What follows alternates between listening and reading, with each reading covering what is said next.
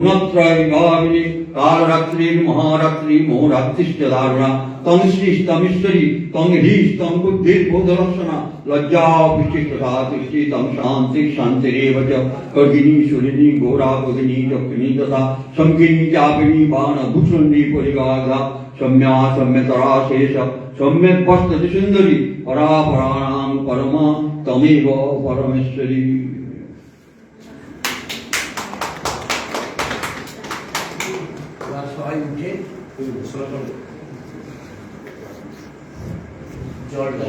সবাই জলে পুষ্পের কাঁপি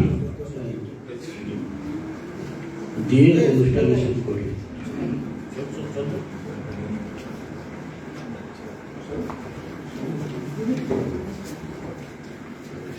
শব্দপথের আজ পত্রিকা শুভ জলে পুষ্পের মাপি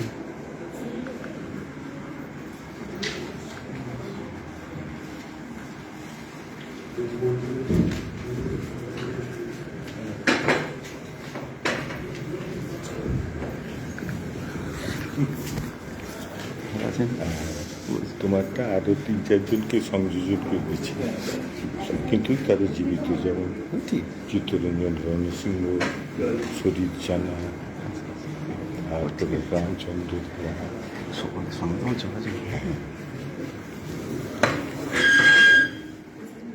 এবার আমাদের উদ্বোধনী সঙ্গীত পরিবেশন করবেন বিশিষ্ট সঙ্গীত শিল্পী বরুণা সিংহ। তাকে বরণ করে নিচ্ছে সুব্রত মাইতি।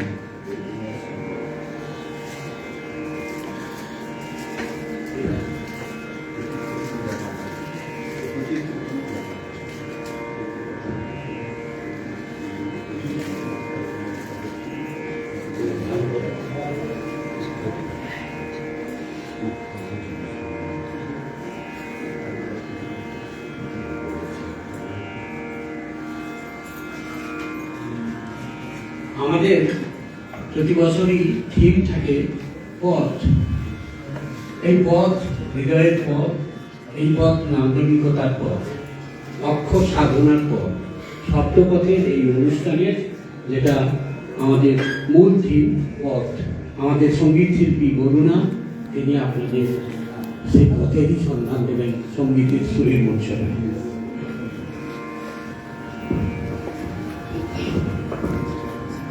হ্যালো হ্যালো সবাইকে আমার আন্তরিক ভালোবাসার প্রণাম। বেশি কিছু বলতে পারবো না, বলবো না, গান ভালোবাসি, গানে চলে যাচ্ছি। ধ্বনিল আহ্বান মধুর গম্ভীর প্রভাত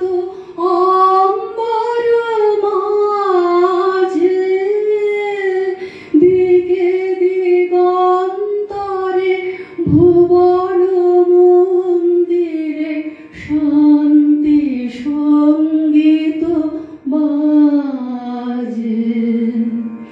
ধরিল রে ধরিল রে হ্যালো গো অন্তরে অরূপ সুন্দরে নিখিল সংসারে পরম বন্ধুরে। হ্যালো গো অন্তরে অরূপ সুন্দরে নিখিল সংসারে পরম বন্ধুরে। এসো নন্দিত মিলনাঙ্গনে শোভন মঙ্গল সাজে। ধনিল রে ধনিল রে ধনিল আহ্বান মধুর গম্ভীর প্রভাত অম্বর মাঝে। দিকে দিগন্তরে ভুবন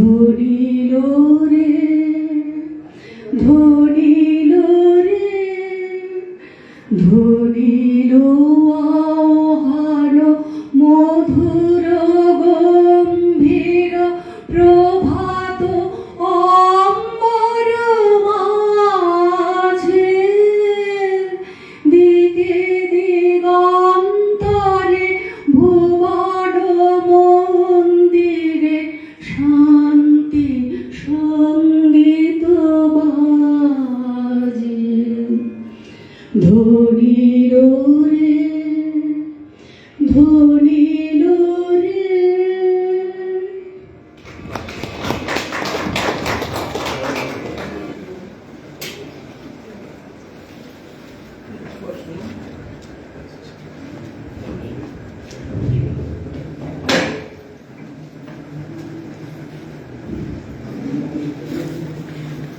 সুন্দর সঙ্গীত পরিবেশন করল বরুণা। বরুণা তো আমাদের সুনীল গঙ্গোপাধ্যায় বরুণার কথা বলেছে, কি সাংঘাতিকভাবে, কি তরল, কি সমীকরণ করেছেন, সত্যি ভালো লাগে। বরুণা সত্যি আমি বলবো বরুণার জন্য একটু হাততালি ভাবছি, বরুণার জন্য হাততালি। আজকে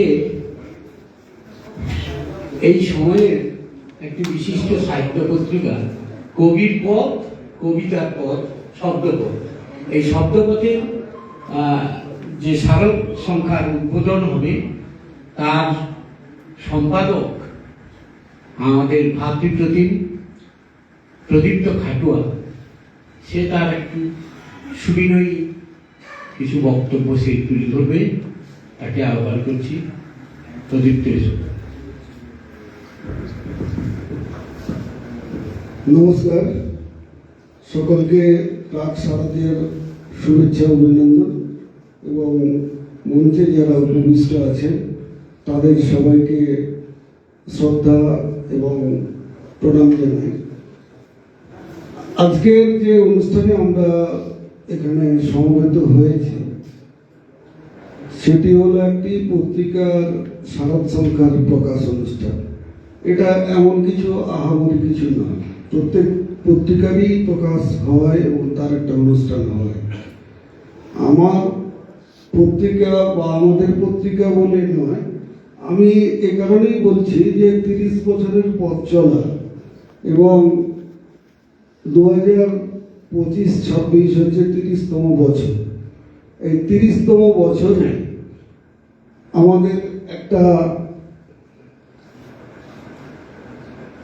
পরিবর্তন বা নতুনত্ব আমরা আনতে চেয়েছি। সেটা হলো আমরা এতদিন লিটল ম্যাগাজিন যেটা করেছি তার সাইজ ছিল 181, এখন আমরা এই কি বলে সাইজ, এটাকে দেশ পত্রিকার সাইজের মতো 21 সাইজ করেছি, ক্রাউন সাইজ। তো সেটা শুধুমাত্র এই 30তম বছরের একটা দাগ রেখে যাওয়ার জন্যই। তো আপনারা হাতে নিয়ে দেখবেন পত্রিকা প্রকাশের পর কেমন হয়েছে। আর এটা তো লিটল ম্যাগাজিন, ছোটখাটো ভুল ত্রুটি তো থাকবে, সেটা আপনারা ক্ষমা করবেন। তবে আমি একটা শুধু ঘোষণা করব, এই 30তম বছরের যে অনুষ্ঠান সেটা জানুয়ারিতে একটা লিটারেরি মিট হবে। সেটা লিটারেরি মিট দিয়ে সেটা তাম্রলিপ্ত মহাবিদ্যালয়ে হবে, তার পরিকল্পনা তৈরি হয়ে গেছে এবং তাতে সাহিত্যের বিভিন্ন বিভাগ যেমন ইতিহাস, কবিতা তো আছেই, নাটক,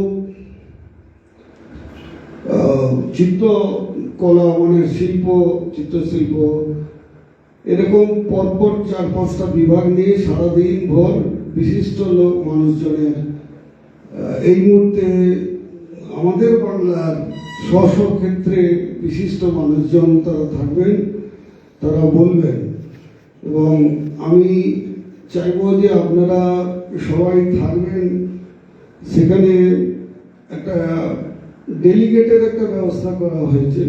সে ডেলিগেটের মতোই আমাদের এখানে পশ্চিম মেদিনীপুরে প্রথম হয়েছিল লিটারেরি মিট এবং সেখানে দেখেছি অভূতপূর্ব সাড়া এবং তার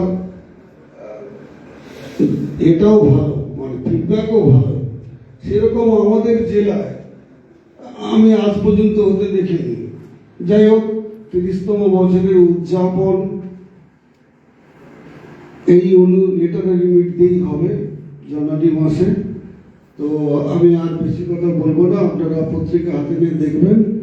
তো আমি একটা ছোট্ট অনুরোধ, বলুন যাই বলুন রাখবো। তো পত্রিকা যত দিন যাচ্ছে পত্রিকার প্রচন্ড ব্যয়বহুল জায়গায় চলে যাচ্ছে। আর আমি মানে শব্দপথ যে পত্রিকার যে কাগজ বা যে কোয়ালিটি ব্যবহার হয় সেটা একটু দামি, খরচ একটু বেশি। তো আমি চাইবো যে যদি আপনারা কেউ এটা সাহায্যের হাত বাড়িয়ে দেন ছোট ছোট আকারে, তো আমাদের পত্রিকার আগামী দিনের পথ চলার ক্ষেত্রে সেটা সহজ হবে। তো সবাইকে আমরা ধন্যবাদ অভিনন্দন জানিয়ে আমার বক্তব্য শেষ করছি। আমাদের আমন্ত্রণে অনেক কবি এসেছেন, তাদেরকে আমরা শুভেচ্ছা অভিনন্দন জানাচ্ছি। কবিতা পাঠ হবে। আমি এখন ডেকে নেব বিধানচন্দ্র সামন্ত মহোদয়কে, তিনি কিছু বলবেন।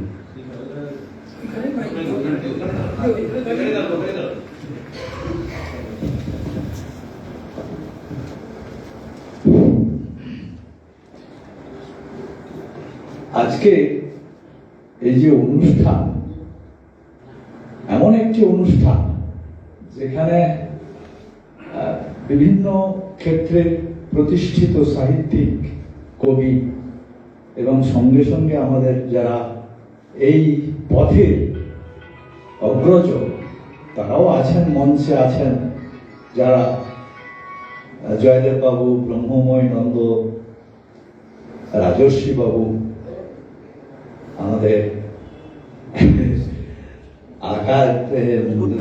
উত্তর সখা বাবু, প্রতিষ্ঠিত আইনজীবী, এবং অশোক বাবু আছেন। আর সামনে তো অনেক প্রতিষ্ঠিত মানুষকে আমরা দেখতে পাচ্ছি, স্বনামে খ্যাত। এবং এই কবির পথ, কবিতার পথ, শব্দপথ, এর যে 30তম শুনলাম আমি, 30তম পুজো সংখ্যা, এটি প্রকাশ অনুষ্ঠান। এখানে যারা উপস্থিত হয়েছেন এবং শব্দপথের যারা অগ্রণী পথিক, তাদের সকলকে আমার অন্তরের শ্রদ্ধা এবং ধন্যবাদ জানাই। আর আমি বেশি কথা আমার এখানে বলার নেই, তবে পুজো মানেই কেমন যেন একটা নতুন নতুন গন্ধ সর্বত্র, আকাশে বাতাসে সর্বত্রই নতুনের হাতছানি, নতুনের গন্ধ, নতুনের স্বাদ। এটা আমাদের খুব আকর্ষিত করে, আমাদেরকে খুব মনকে মাতাল করে তোলে। আমাদের এই পত্রিকা যিনি সম্পাদক,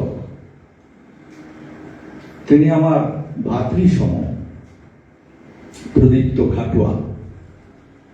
তো তার এই নিরলস সংগ্রাম যাত্রা, এটা অনেকটাই ছাপ ফেলেছে। এবং তার মুখেই শুনলাম যে নতুন কিছু ভাবনা পুজোর সময় পত্রিকা আকারে নতুন ভাবনা হয়েছে, এবং আগামী দিনে নতুন কিছু ভাবনা নিয়ে তারা শুধু কবিতা নয়, সাহিত্যের নানা আঙ্গিকে তারা বিচরণ করবেন এবং একটি নতুন ভাবনা নিয়ে সকলকে একত্রিত করবেন এবং সাহিত্য চর্চা করবেন। এটা একটি ভালো উদ্যোগ। আর পুজোর মরশুমে যে নতুন একটি ভাবনার সূচনা হচ্ছে, আমরা পুজো মানে নতুনের গন্ধ মানে জামা কাপড়, নতুন জামা কাপড় ইত্যাদি বেশি করেই বুঝি। কিন্তু পুজো মানেই আমাদের সর্বত্র, সর্বক্ষেত্রে নতুন, সে সাহিত্য চর্চার ক্ষেত্রে হতে পারে, কিংবা পসরা সাজানোর ব্যাপার হতে পারে, নতুন পুজো, প্যান্ডেল, দেবদেবীর পুজো, নানান কিছুই হতে পারে, বাণিজ্যও হতে পারে। তবে এই সাহিত্যের আঙিনায় নতুন কিছু ভাবনা আমাদের ভেতরটাকে নাড়িয়ে দেয়, আর যা কিছু হয় তার বাইরেটাকে একটু নাড়ানোর চেষ্টা করে। কিন্তু সাহিত্যের চর্চা আমার মনে হয় আমাদের একদম ভেতর, তার ভেতর পর্যন্ত ঢুকে তাকে নাড়ানোর চেষ্টা করে, আমাদের সমাজ জীবনকে, আমাদের মননশীলতাকে। আমি একটু আগে আসবার আগে ওই শব্দপথের ওদের বৈশাখ সংখ্যাটা আমাকে দিয়েছিলেন প্রদীপ্ত বাবু, এটা উল্টে পাল্টে দেখছিলাম, যদিও আমি ওই পথের পথিক নয়, আমি বারবারই বলি, তবু কিছু কিছু ছোট ছোট কবিতা সত্যি সত্যি নাড়িয়ে দিচ্ছে। আমরা যেটা খুব ভাবছি আজকের সমাজে, খুব কষ্ট হচ্ছে আমাদের সহ্য করতে কিছু কিছু ঘটনা, তা তাদের লেখনীতে কি সুন্দরভাবে ফুটে উঠেছে। আমি ধন্যবাদ জানাই এই উদ্যোগকে, সফল হোক, আরো নতুন পথের দিগন্ত খুলে যাক এই আশা করব, এবং এই অনুষ্ঠান সফল হোক এই কামনা করব। ধন্যবাদ।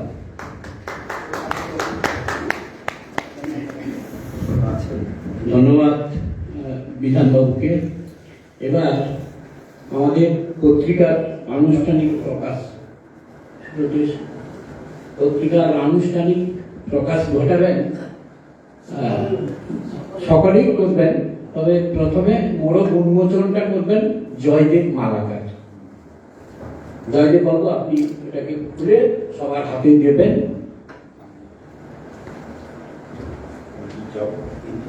এইখানটা যাও।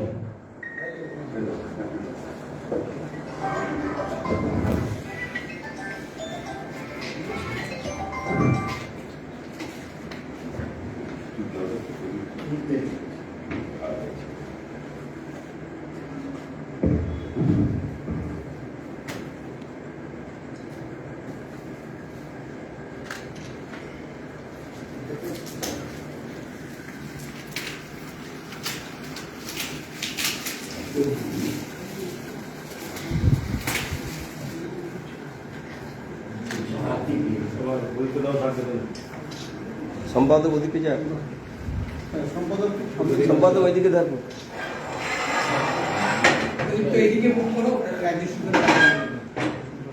সম্পাদক ওইদিকে যাক।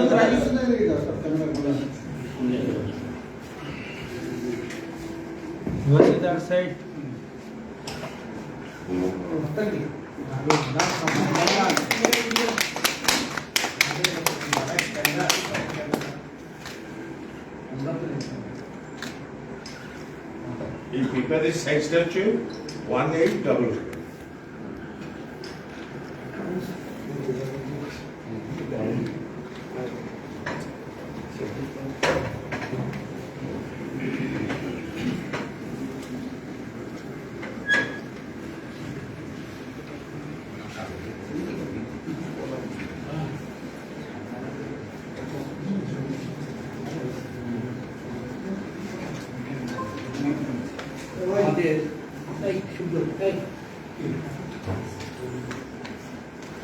পত্রিকার দাম কত ঘোষণা করুন? পত্রিকা দাম আজকে কত, আজকের জন্য ক টাকা দিতে হবে? মানে যে সমস্ত কবিরা লিখেছেন, উপস্থিত হয়েছেন, তারা আজকে এমনি পাবেন। আচ্ছা। আর অন্যদিন হলে পত্রিকাটি কিনে নিতে হবে, কারণ খুব খরচা করে এটা হয়েছে এবং বিজ্ঞাপন নেই বললেই চলে। তো আমাদের সে পরে পরে পরে 250 টাকা করে সবাই দেবেন। 50 টাকা রেখে যেটা পারবেন সেটা। ঠিক আছে, একটু হাততালি দিন, একটু হাততালি দিন।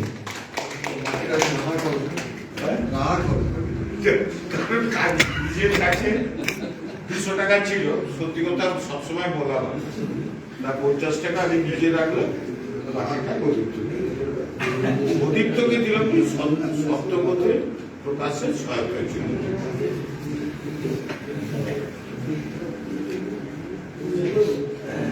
আমাদের মধ্যে রয়েছেন বর্ষিয়ান কবি এবং তিনিও দীর্ঘ 50 বছর ধরে তার এই সাহিত্য সাধনাকে সঞ্জীবিত করছেন। মনোরঞ্জন খাঁড়া, কবি মনোরঞ্জন খাঁড়া, তাকে এখানে আহ্বান করছি। আপনি কি মনোরঞ্জন বাবু আসুন।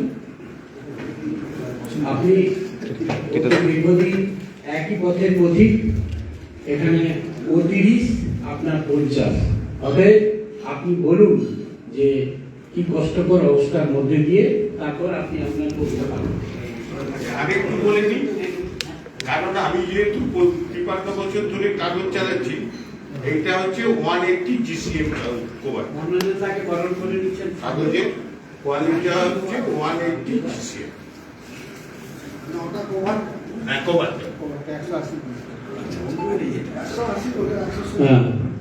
এবার মনোরঞ্জনটা বলুন।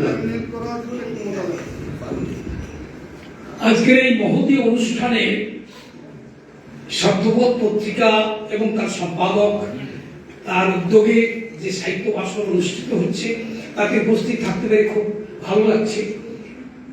এরপরেই আমি মঞ্চে যারা উপবিষ্ট আছেন আজকের অনুষ্ঠানের বিশিষ্ট অতিথিবর্গ এবং আমার সামনে আপনারা যারা আমার সহোদরীয় কবিতা লেখেন, সাহিত্য রচনা করেন, প্রত্যেকে গভীর গভীর শ্রদ্ধা নিবেদন করি।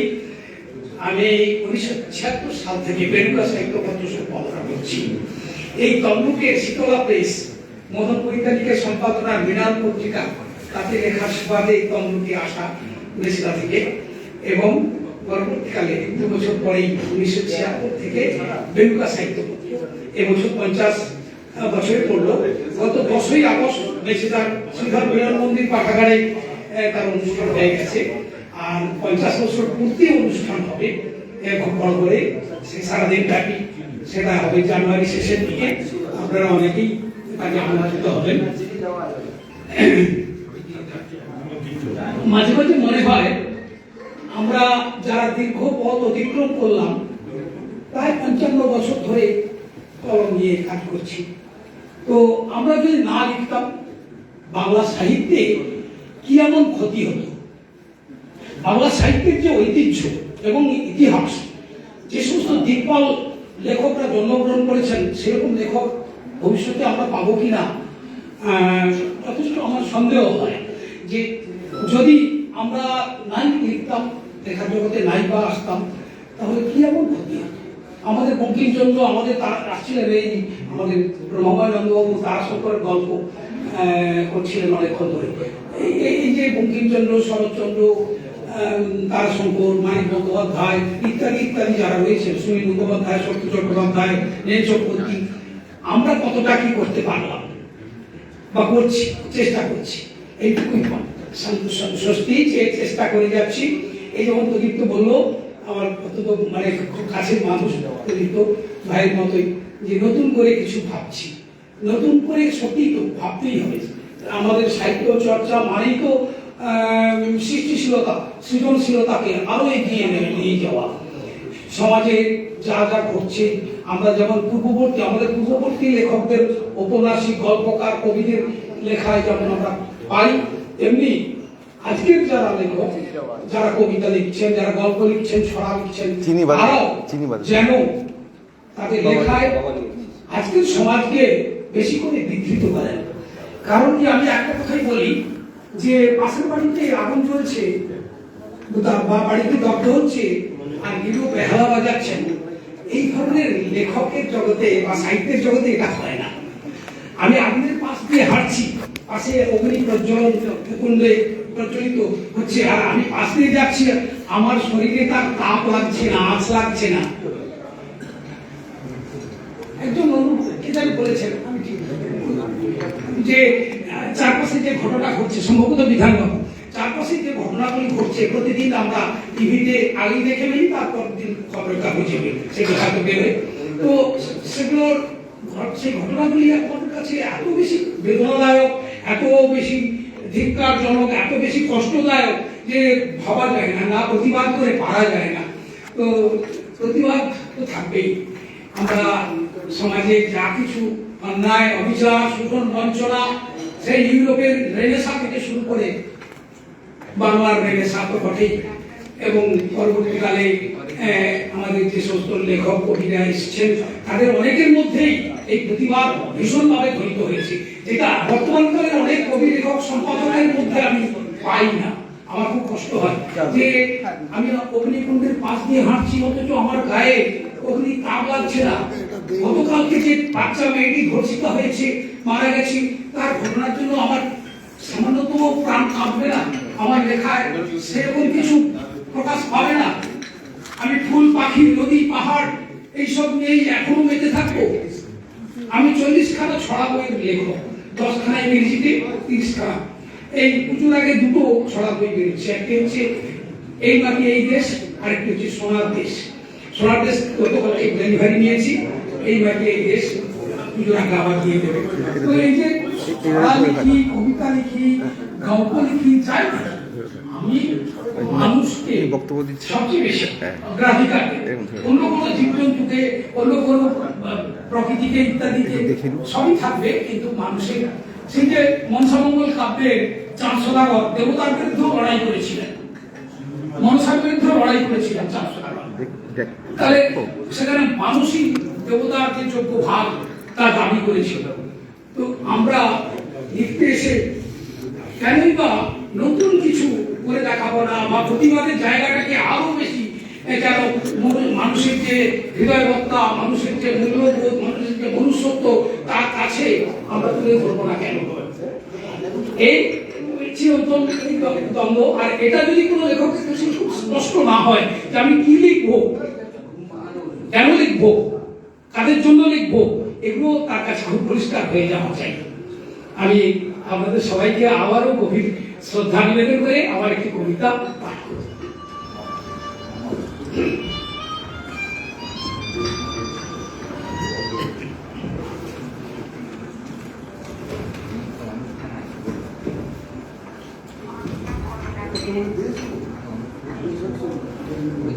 কিছুদিন আগে লেখা, মহিতোষ তুমি কোথায়,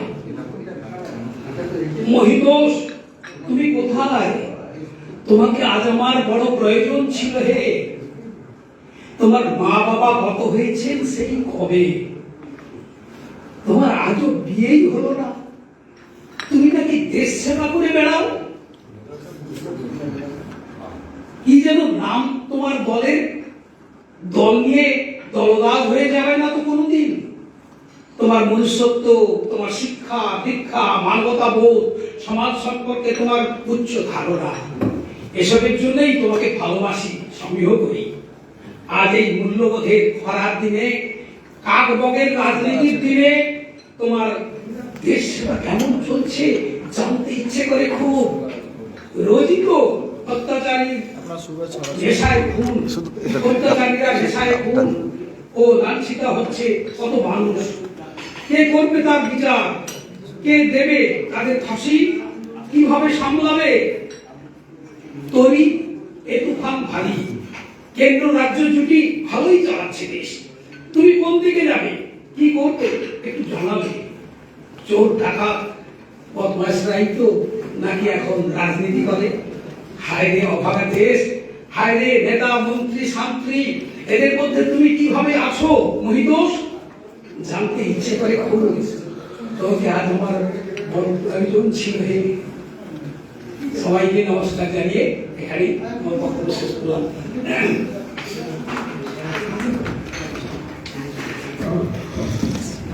বড় প্রয়োজন আছে মনোরঞ্জন বাবুকে আমাদের। যাই হোক, এবার আমি মঞ্চে ডেকে নেব চন্দ্রিমা অধিকারী, আবৃত্তায়ন করবেন চন্দ্রিমা অধিকারী। চলে আসুন।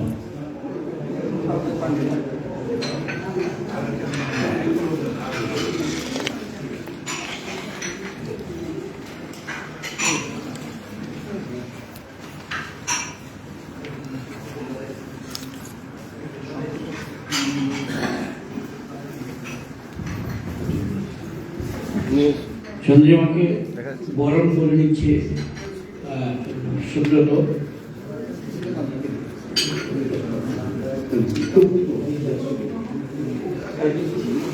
কি হলো কি সমস্যা হলো এত রেগে যাচ্ছে কেন? তাকাও লাইন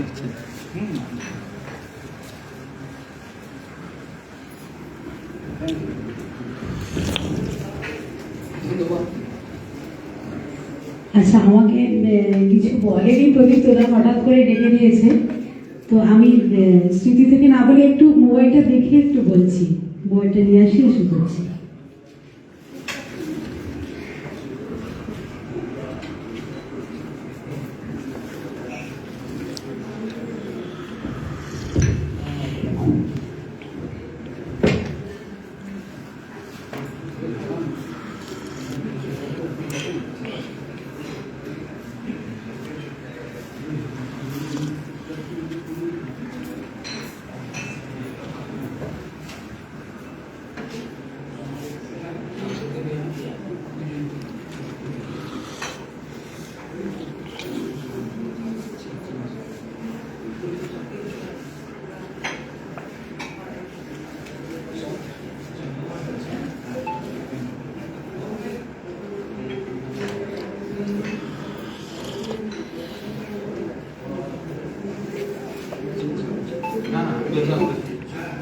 বাবু বইটা ধর এইগুলো পড়ে যাচ্ছে।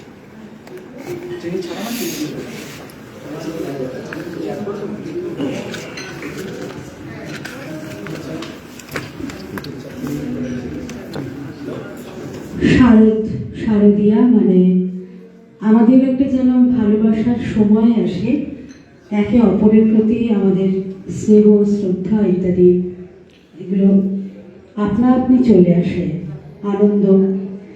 তো সেই রবীন্দ্রনাথের একটি কবিতা, একটা অমলিন অমর একটি ভালোবাসার কবিতা আমি বলছি, এক গায়ে।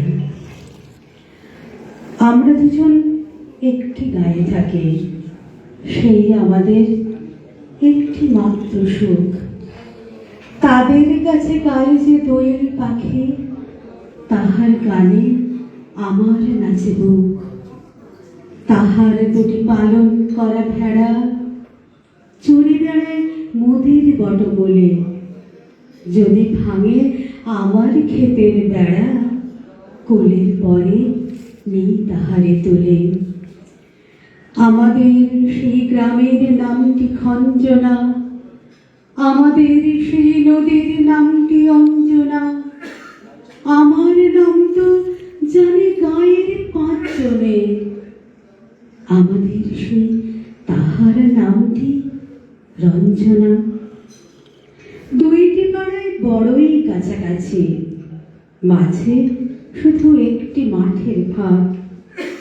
তাদের বনের অনেক মধুমাছি, মোদের বনে বাঁধে মধুর চাক। তাদের ঘাটে পূজার জবামালা ভেসে আসে মোদের বাঁধা ঘাটে। তাদের পাড়ার কুসুম ফুলের ডালা বেচতে আসে মোদের পাড়ার হাটে।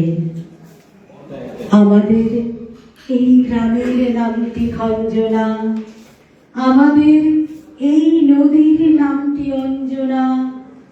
আমার নাম তো জানে গায়ের পাঁচজনে, আমাদের সেই তাহার নামটি অঞ্জনা।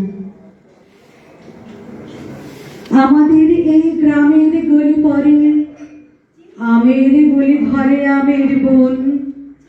তাদের খেতে যখন তিসি ধরে, মোদের খেতে তখন ফোটে শন। তাদের ছাদে যখন ওঠে তারা, আমার ছাদে দক্ষিণ হাওয়া ছোটে। তাদের ছাদে ঝরে শ্রাবণ ধারা, আমার বনে কদম ফুটে ওঠে।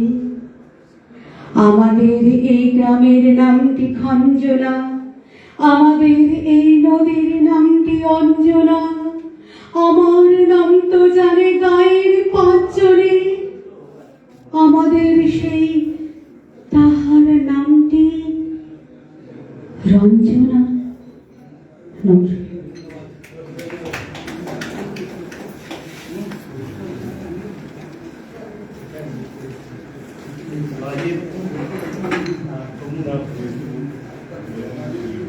হ্যালো, আমাদের পরবর্তী বক্তা জয়দীপ মালাকার। এখানে দাঁড়িয়ে মঞ্চে উপবিষ্ট বিশিষ্ট গুণীজন এবং আমার সামনে যারা সাহিত্যিক বিশ্বকর্মা বসে আছেন, প্রত্যেককে আমি আমার আন্তরিক অভিনন্দন শুভেচ্ছা জানাচ্ছি পাক শারদীয় উপলক্ষে। আমি একজন সামান্য লেখক মাত্র। কবিতা আমার জীবন চর্চা থেকে বহুদিন আগে চলে গেছে। এখন আঞ্চলিক ইতিহাসের উপর কাজ করতে গিয়ে এইটুকু বলি, এই যে আমরা এখানে যে বসে আছি, এটি এক সময় ফাঁসিডাঙ্গার মাঠ, অর্থাৎ নীল চাষীদের যাতে ভয় দেখানো যায়, ওই পূর্বকণে দুটো ফাঁসি থাকত। ভয় দেখানো হতো যাতে নীল চাষীরা বিদ্রোহ না করে। আমার উত্তর দিকে রয়েছে বৈকুণ্ঠ সরোবর, যেটি 1940 সালে তমলুক পৌরসভা খনন করেছিলেন এবং বিশিষ্ট স্বাধীনতা সংগ্রামী সতীশ চক্রবর্তীর বৈকুণ্ঠ ধামের নাম অনুসারে উত্তর দিকে দেখবেন একটি মঞ্চ করা আছে। আর রয়েছে শতাব্দীর প্রাচীন রামকৃষ্ণ মিশন, যে রামকৃষ্ণ মিশনে এক সময় কাজী নজরুল ইসলাম এসেছিলেন 1924 সালে এবং তিনি স্বাক্ষরিত মতবাদ দিয়ে গেছেন। নেতাজি সুভাষচন্দ্র বসু এসেছিলেন 1938 সালের 11 এপ্রিল। তার রেকর্ডটি লিপিবদ্ধ আছে রামকৃষ্ণ মিশনে। সর্বশেষ মহাশ্বেতা দেবী এসেছিলেন, তারও লিপি এখানে রয়েছে।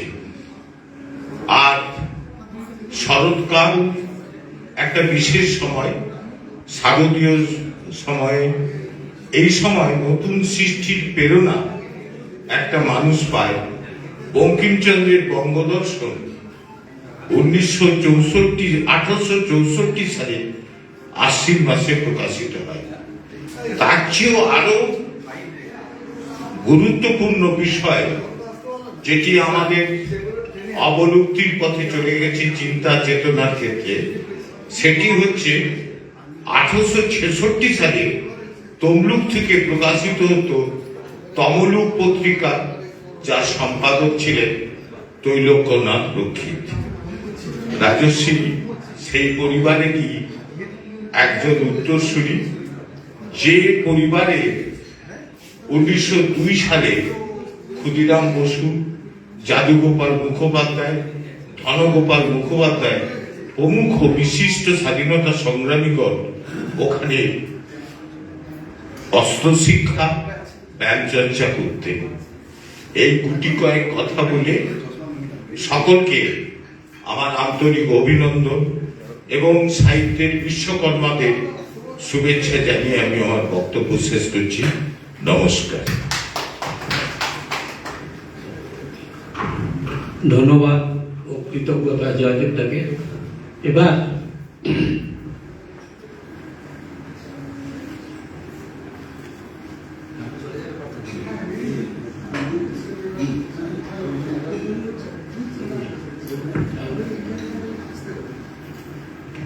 বরুণা চলে যাবে, কিন্তু আমরা তো যেতে দেবো না। হ্যালো,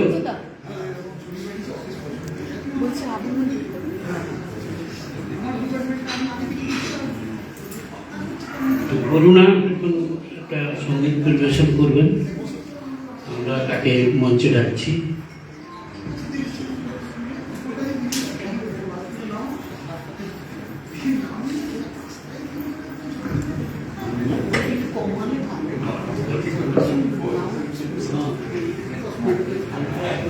কিছু বলবে?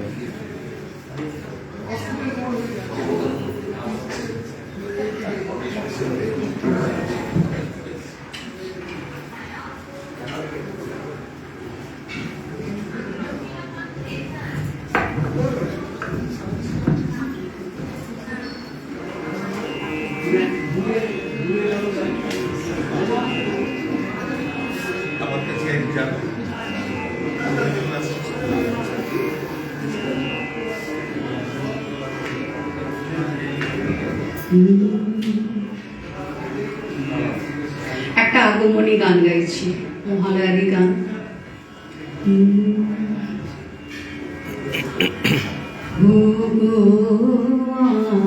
আমারো আগমনী আলো, ও গো আমারো আগমনী আলো, জালো প্রদীপ জালো, জালো, ও গো আমারো আগমনী আলো। ঈশ্বরের ঝঞ্ঝাবাতে নিশার শেষে রুদ্রমাতে,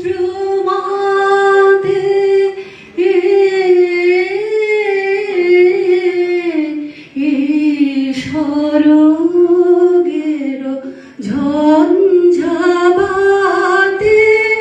নিশার শেষে রুদ্রমাতে নিভল আমার পথের বাতি, নিভল প্রাণের আলো, ও গো আমারো আগমনী আলো, ও গো আমারো পথ দেখানো আলো, জীবন জ্যোতি রূপের সুধা ঢালো, ঢালো, ঢালো, দিক হারানো শঙ্কা পথে আসবে, দিক হারানো শঙ্কা পথে আসবে, অরুণ রথে আসবে, কখন আসবে, টুটবে পথের নিবিড় আধার, সকল বিষাদ কালো, বাজাও আলোর পন্থ বীণা, ও গো পরম ভালো, পরম ভালো, ও গো আমারো আগমনী আলো।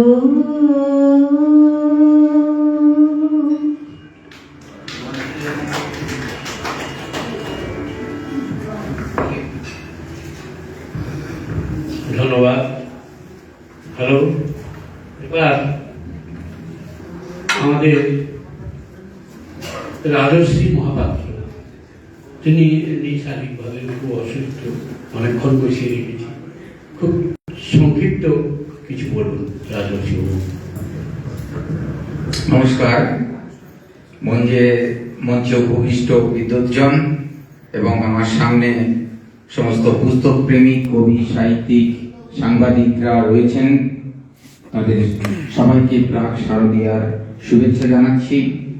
আজকে শব্দপথ পত্রিকার 30তম শারদীয়ার সংখ্যা প্রকাশিত হলো। এখানে এক বছর পার হয়ে গিয়ে শব্দপথ সম্পাদনায় প্রদীপ্ত খাটুয়া তার এই পত্রিকা প্রকাশ করলেন। দেখুন, আজকে প্রদীপ্ত কিন্তু তমলুক শহর নয়, দেখতে দেখতে গোটা অবিভক্ত মেদিনীপুর জেলাতে কিন্তু তার এই পত্রিকা সম্পাদনার গুণে এবং ভালো সুসম্পাদনার গুণে এবং তার পত্রিকার বিভিন্ন অনুষ্ঠানের মাধ্যমে সে কিন্তু কবি সাহিত্যিকদের কাছে সে একটা গ্রহণযোগ্যতা অর্জন করেছে এবং তাকে এক নামে সবাই চেনে এবং তাকে ভালোবাসে। এটা হচ্ছে সবচেয়ে তার বড় পাওনা। আর আজকের এই অনুষ্ঠানগুলো প্রতি বছর সে যেভাবে করে, সুন্দর করে তার পত্রিকা প্রকাশ করে, কবিতা, গল্প, প্রবন্ধ, আলোচনা, বইয়ের যে সমালোচনা, যেটাকে বলে আমরা পর্যালোচনা, এইগুলো কিন্তু একটা লিটল ম্যাগাজিনের একটা সম্পদ। সেই সম্পদগুলো কিন্তু সে প্রতি বছর ভালো করে, সুন্দর করে, সুসম্পাদনায় তার পরিষ্কার করে প্রকাশ করে। আমরা জানি যে শারদোৎসব আমাদের একটা মনে একটা অনুরণন তোলে।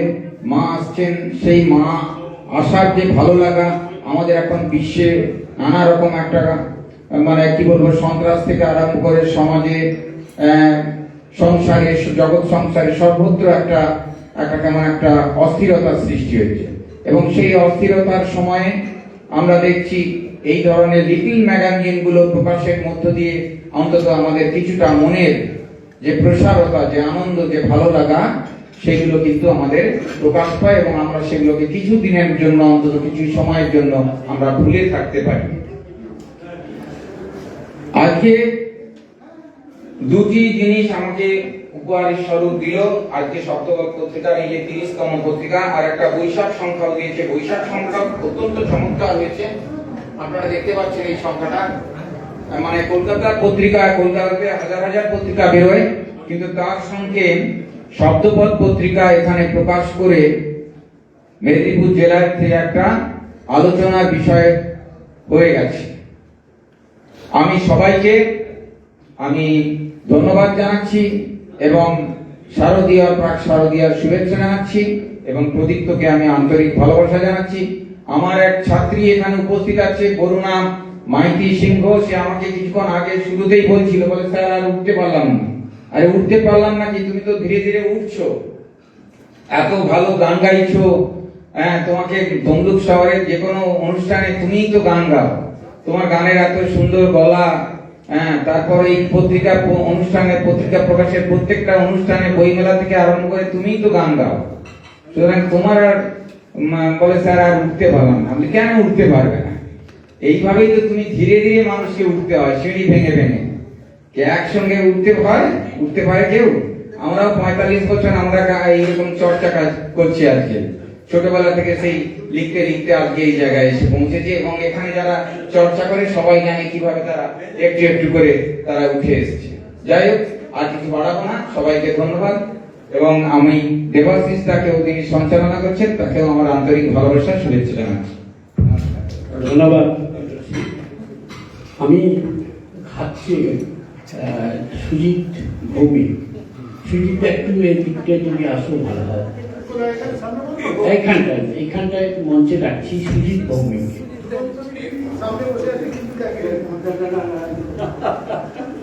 প্রদীপ্ত